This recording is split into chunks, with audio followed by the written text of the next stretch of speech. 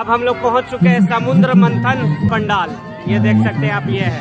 अब इसके अंदर यहाँ पर इसे प्रवेश होगा और उसके बाद अंदर का दिखाते हैं आपको सीन। समुद्र मंथन पंडाल प्रवेश कर रहे हैं अंदर। शायद कहानी दिखाया जाएगा, तो उस समय मैं कुछ बोलूंगा नहीं। उस समय आप कहानी पूरी तरह से सुनना और देखना। यही है समुद्र मंथन पंडाल।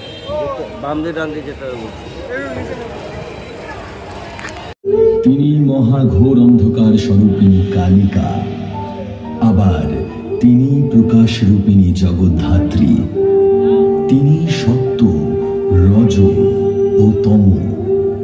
দেবীর অনুকম্পা প্রার্থনা করে মহর্ষি দুর্বাসা যজ্ঞ করে লাভ করলেন এক দিব্য মালা।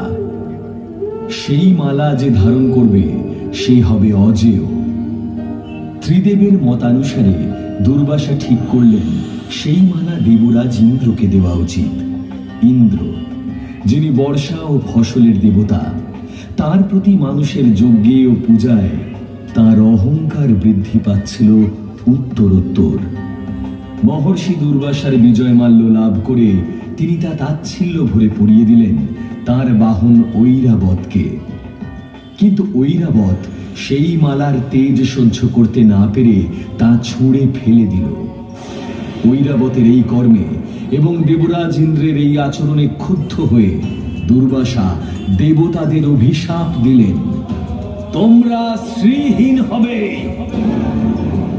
দুর্বাসার অভিশাপে সমস্ত দেবতারা শ্রীহীন হলেন, কারণ শ্রী অর্থাৎ লক্ষ্মী তাদের ত্যাগ করে ক্ষীর সাগরেই বিলীন হয়েছেন। এই মতাবস্থায় শ্রী বিষ্ণু বললেন, দেবতাদের শক্তি ও শ্রী ফিরিয়ে আনতে হলে করতে হবে সমুদ্র মন্থন। কিন্তু সমুদ্র মন্থন করার মতো শক্তি তখন দেবতাদের নেই।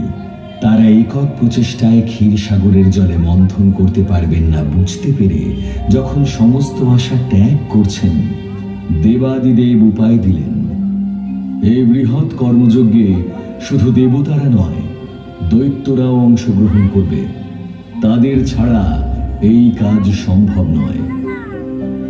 দেবতাদের অনুপার্বে এমন রজ্জু কোথায়?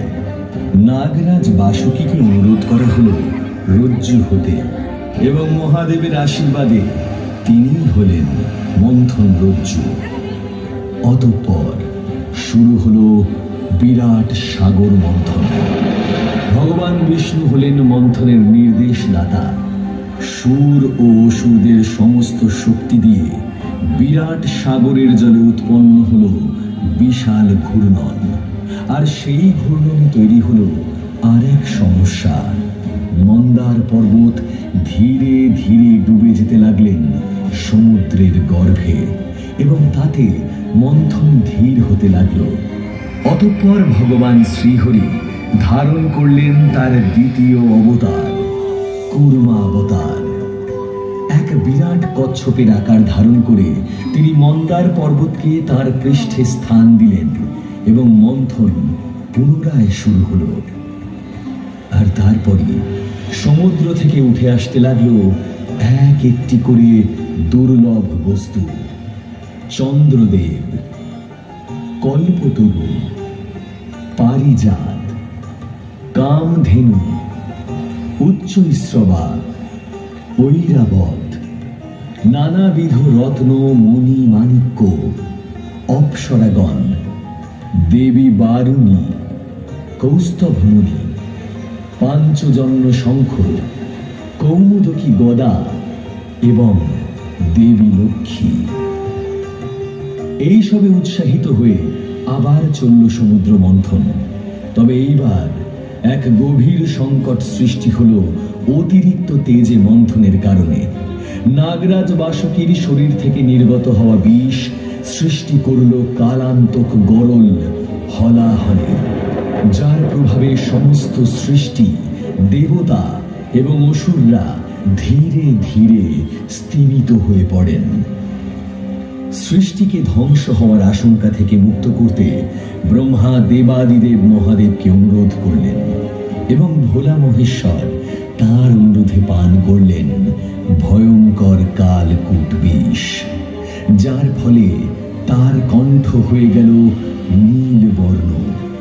এবং তার নাম হলো নীলকণ্ঠ। বিষের প্রভাব মুক্ত হয়ে পুনরায় মন্থন করার পর অবশেষে সমুদ্রের বুক থেকে উঠে এলেন ধন্বন্তরী, এবং সঙ্গে উঠল পরম বস্তু অমৃত, যা পান করলে অমরত্ব লাভ করবে যে কেউ। কিন্তু অমৃতের ভাগ পেতে দেবাসুরদের মধ্যে শুরু হলো প্রবল সংগ্রাম। অসুররা তখনও দেবতাদের চেয়ে বেশি শক্তিশালী, অতএব তারাই অমৃত ছিনিয়ে নিল। তাদের রাজা বলি বললেন, অমৃতের ভাগ আমরা দেবতাদেরকে দেব না। অনন্য পায় দেবতাদের বাঁচাতে তখন মোহিনী অবতার ধারণ করলেন স্বয়ং নারায়ণ, এবং তার রূপে ও মোহমায়ার বশে অসুররাজ রাজি হলেন অমৃতের ভাগ দেবতাদের দিতে। কিন্তু মোহিনী রূপী নারায়ণ নৃত্যগীতে আচ্ছন্ন অসুরদের পান করাতে লাগলেন বারুণী মদ্য, এবং দেবতাদের দিলেন অমৃত। কিন্তু সরভানু নামের এক বুদ্ধিমান অসুর এই ছলনার আভাস পেল। সে দেবতাদের রূপ ধারণ করে অমৃত লাভের আশায় স্থান নিল দেবতাদের মধ্যে। মোহিনী যখন তাকে অমৃত পান করাচ্ছে, তখন চন্দ্র ও সূর্য তার পরিচয় প্রকাশ করে। সরভানু অমৃত পান করে পলায়ন করতে সচেষ্ট হন, কিন্তু নারায়ণ তার সুদর্শন চক্র দিয়ে সরভানুর শিরচ্ছেদ করেন। তবে অমৃতের কল্যাণে সরভানুর মৃত্যু হয় না, তার শীষ হয় রাহু এবং শরীর হয় কেতু। কিন্তু এই ছলনার প্রত্যুত্তরে অসুররা আবারও দেবতাদের বিরুদ্ধে শুরু করে চিরন্তন যুদ্ধ। সে যুদ্ধ আলো আর অন্ধকারের, সে যুদ্ধ মায়া ও মুক্তির, সে যুদ্ধ মহামায়ার লীলা।